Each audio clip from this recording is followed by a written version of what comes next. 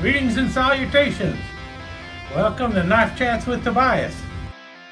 When I first launched my channel a long time ago, it was known as Cutlery Cavern. And then I did videos for about a year or two. I think I might have got a hold of as much as like 200 or 300 subscribers total. These knives were all reviewed when I think my subscriber list was probably under 50 people, and most of these knives might have been seen by about 6 or 7 people, maybe as high as 12 people had saw the videos on these knives, because these were some of the first videos I ever did. And now those videos are hidden for a couple reasons. Number one, because they're just horrendous, and the other reason is because they have things in them that is basically would give me a copyright strike, because I had music playing in the background. So if I tried to monetize them, they would immediately get a copyright strike against them. But actually 2 or 3 of these videos are not even up anymore. I deleted them because they were just that horrendous. But I do like the knives, so I thought what I would do now is give them a once over, and then you can decide and let me know in the comments if you'd like me to delve deeper into any of these knives and talk a little bit more about them, because they are kind of interesting knives, but they might not warrant a second look, and that's really what I'm thinking about doing, is doing a new video on each of these knives. But right now I thought I would just go over all 5 of them quickly for about a minute or two, and to give you an idea of what these knives were like. Like I said, this is back in the days of Cutlery Cavern. I relaunched my website about 3 or 4 years ago, and even when I relaunched it, at first I was calling it Cutlery Cavern before I went with Knife Chats with Tobias. And so let's have a look here. And one thing you'll see on the bookends here, both of them are marlin spike knives, and that's because I was really into marlin spike knives when I first launched the channel. And the very first knife I did a video on was this knife here, and I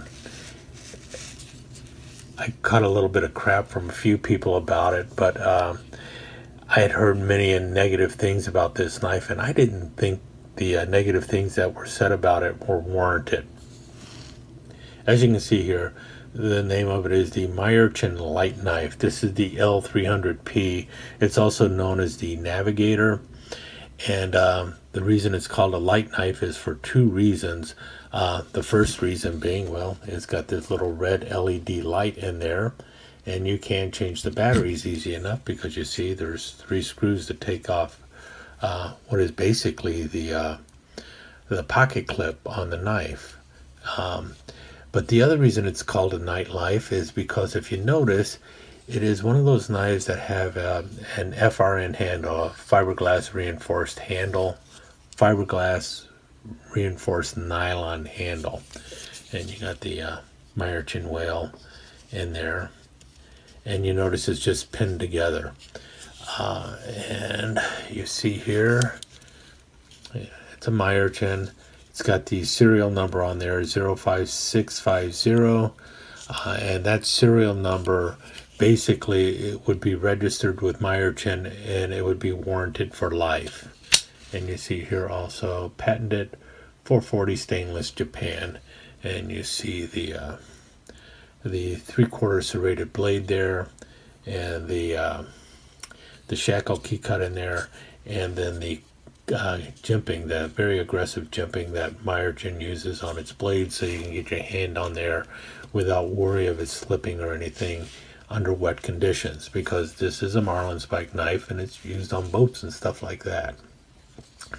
The other reason it was called a light knife, though, is like you see here, there's no liners in there. It's just a plastic handle, and a lot of people complain that the handle would warp and break and everything else. Well, that's a bunch of bunk. It's a very solid, heavy, thick handle, and it holds up quite well, and it actually fits the hand nicely feels good in the hand too. And it has the typical Meyerchin locking blade, which is released with the clevis down here, or the lanyard ring, whichever you want to call it. You push forward and the blade will close. And you have the typical Meyerchin spike on the backside here, and once again you open it up and it locks, and it is held in place with the lanyard ring.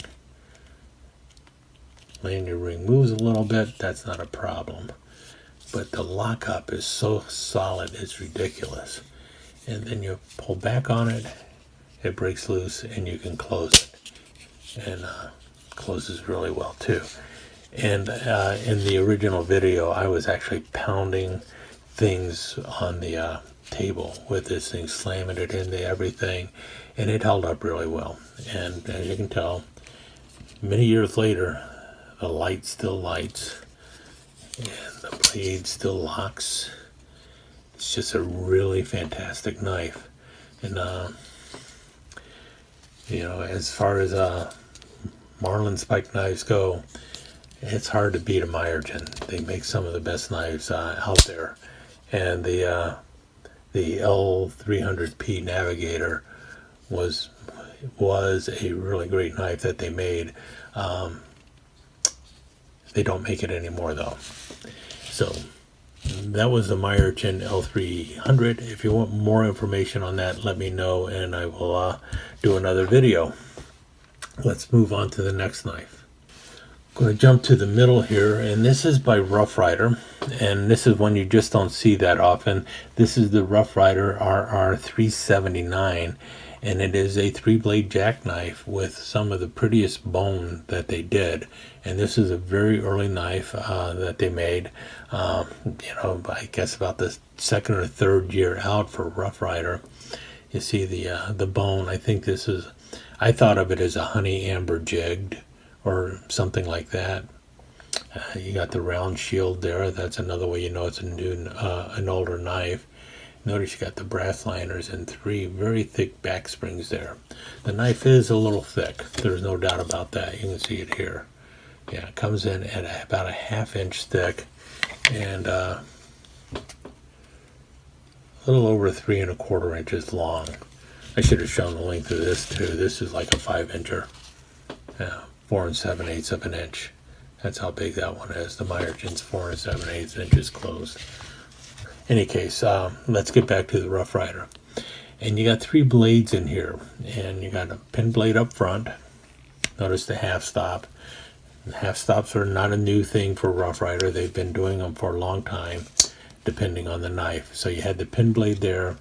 Then you got a long skinning blade here. Still got the match striker pull.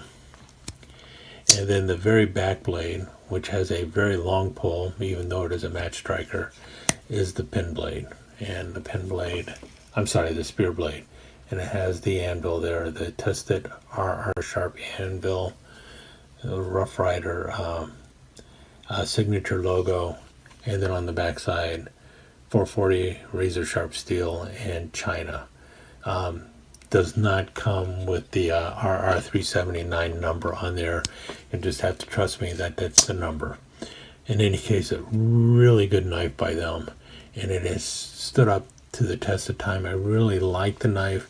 What I wish they would have done though is put out one of these in just 2 layers with either the pin blade and the spear blade, or the spear blade and the long skinning blade. I think those would have been a good choice for it, the long skinning blade and a spear blade, and drop the pin blade. Really cool knife though. I wish they'd still come out with it again.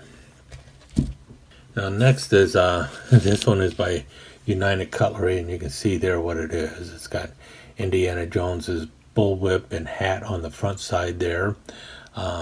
You got the removable bail there, or removable clevis, and on the back side you've got the International Morse code. So A, B, C, all the way through to the numbers and everything else. So if you're doing Morse code, you got it right there on the knife.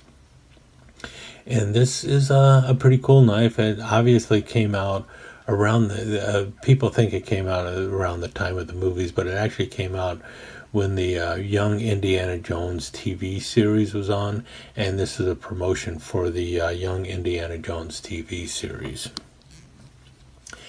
And up front you got a can opener, Swiss Army style can opener going on there. And that's the only thing on the front layer. Why they didn't put the cap lifter screwdriver on the other side is beyond me, but they just put the can opener on there. And then next tool in is a pair of scissors. And not bad scissors, but not the greatest scissors in the world either. You can see they definitely got some wobble going on there, but they will cut paper. And then you got the main blade. And you see here, United, made in USA, which is pretty cool. And you see there, Indiana Jones on the blade. And then the back blade over here is a pretty cool looking pin blade that is got a serrated edge. So you got a little serrated pin blade going on with it too. So kind of a cool knife.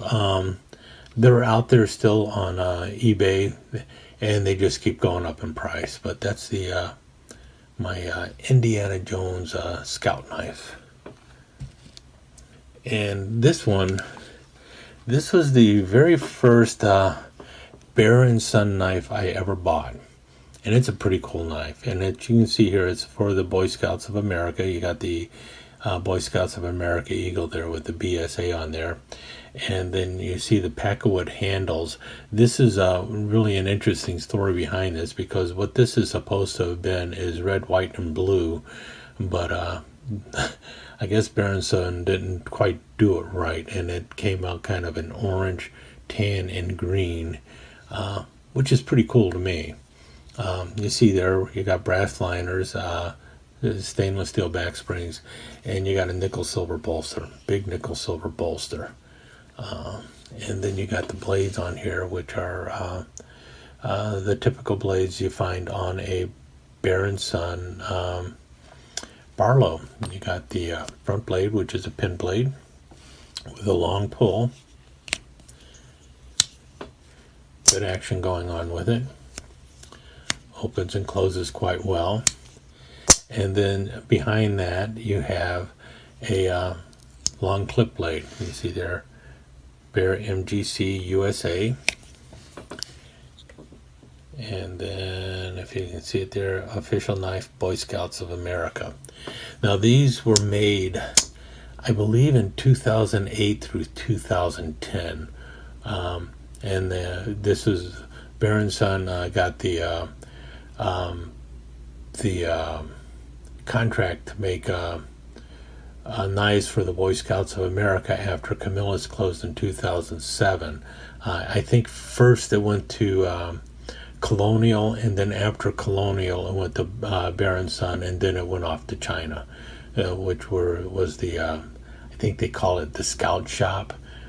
Scout Shop is the ones who have the ones made in China, and at that time they were being made by the same folks that made trade knives at the time. I think it was Taylor Cutlery was actually doing them, the ones in China, but Bear & Son were the very last of the American-made Boy Scout knives. And there were some issues with Bear & Son knives back then, so the quality was not always the greatest, but the cool thing was you could actually go to the Boy Scouts of America store and buy the Boy Scout knives, and if you're at the store you could easily just check on them and see how well they were made.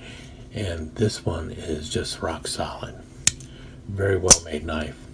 And the odd thing is, when I was buying this knife, I could buy the Bear MGC or Bear & Son Barlow, or I could buy the Scout Shop Barlow, the one that was made in China, and they were both the exact same price. It didn't matter if it was made in the USA or made in China, it was the same price.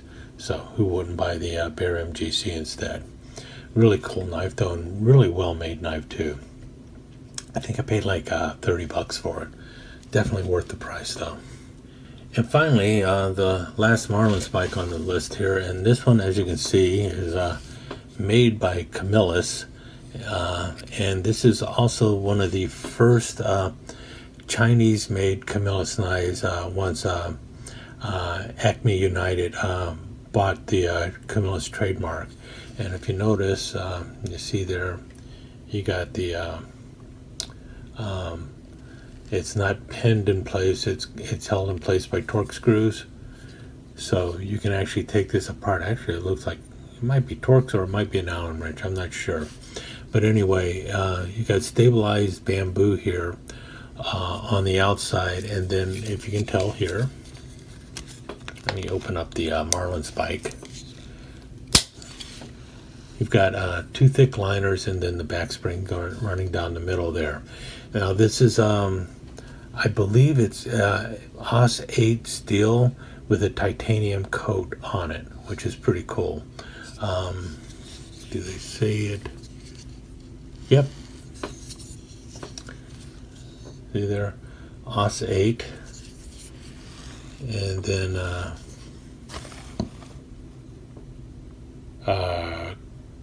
carbonitride titanium, and by Camillus. And the cool thing about this is, as you can tell, the marlin spike locks using the lever or the and it is a tight lock too. Listen, you got to definitely keep your fingers out of the way when this slams shut.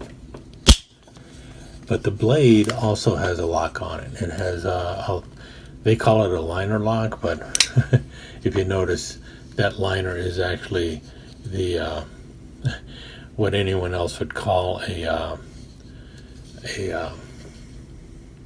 frame lock, because notice how thick it is, and basically what you have is the bamboo laying across the frame of the knife, so it's a very thick frame lock going on there. And the lockup is actually 100% on the frame, but about 50% of the blade. Holds up really well. Got a little divot there to push it out of the way. You can actually grab this knife like so, flip it down, and it will open up and lock. The blade is a little thinner than you see on the older Camillus marlin spike knives, but it cuts really well, and the fact that it locks is also a big plus on it. So it's really a pretty cool knife. And when I bought this, it's like, you know what? Yeah, the quality is there. You're talking Os 8 steel versus 440A and the old Camillus knives and everything else. So, and you've got a stabilized bamboo on the outside of it, so it looks pretty cool. Got the Camillus burnt into the wood there. Just a really good knife.